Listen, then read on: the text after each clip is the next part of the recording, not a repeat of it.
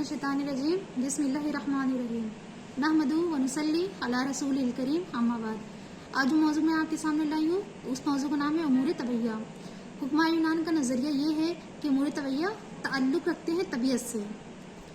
ये वो उमूर है कि जिन पर बदन इंसान का दारो मदार है और ये उमूर तबैया 7 है।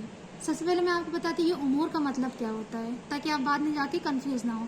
उमूर का मतलब होता है ज़रूरी काम। तबैया का ताल्लुक तबीयत से होता है, तो बदन के अंदर वो ज़रूरी काम जो तबीयत से ताल्लुक होते हैं उसी को उमूर तबैया कहा जाता है। और ये तादाद में 7 होते हैं।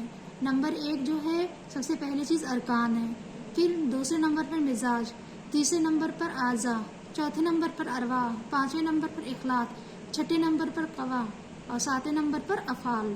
अगर इनमें से कोई एक भी चीज़ बदन के अंदर से मादूम हो जाए तो इंसान का वजूद इस दुनिया में बाकी ना रहे। तबीयत उस कुव्वत को कहते हैं जो हरकत व सुकून को बजाता पैदा करे। और 7 उमूर को तबीयत की तरफ निस्बत देने की जो वजह है ये है कि तबीयत मुदब्बिर बदन होती है। यानी क्या होती है? मुदब्बिर बदन होती है, मतलब कि वो बदन की इस्लाह करती है।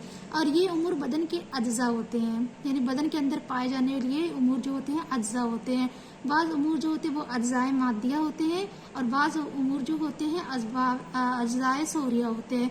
जो अज्जाए मादिया होते हैं वो अरकान, इखलाक, आज़ा व अरवा होते हैं और अज्जाए सोरिया जो होते हैं वो मिजाज होते हैं। और बाज़ ऐसे भी अज्जा होते हैं जो इन दोनों की बाहिम आपस में रब्त कायम करते हैं। बस इनका ताल्लुक जो उनकी बदन से होता है इसलिए इनको अज्जाए बदनिया भी कहा जाता है। तबीयत का तसव्वुर जो है सिर्फ हुक्माए कदीम की यहाँ नहीं बल्कि जदीद हुक्मा या डॉक्टरान यूरोप भी इसके कायल हैं। तबीयत का तर्जुमा फिजिक किया गया है और इसी इस्तिलाह से फिजियोलॉजी, फिजिशियन वगैरह इस्तिलाहात बनाए गए हैं।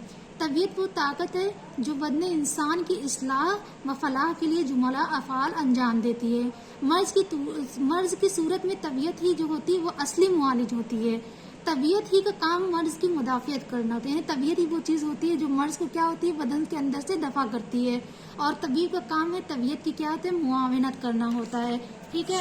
उसके बाद जो चीज़ है वो ये है कि हकीकत हमारे सामने वाज़ेह होती है कि बहुत से ऐसे अमराज होते हैं। आप अगर गौर फिक्र करें तो आपने खुद देखा होगा कभी कभी हमें बुखार होता है, ज़ुकाम होता है या कोई फोड़ा फुंसी निकल जाती है या कोई किसी तरह की और कोई दिक्कत जैसे कसर वगैरह की कोई दिक्कत हो जाती है तो हम बाज़ औक़ात दवा नहीं भी खाते तब भी ये चीज़ अपने आप अच्छी हो जाती है। यही चीज़ बदन के अंदर पाई जाने वाली तबीयत होती है। और अमराज से जिस्म को बचाने के लिए जो कुव्वत काम करती है उसको ही तबीयत कहते हैं और जदीद अतिब्बा जो है इसको इम्यूनिटी पावर कहते हैं।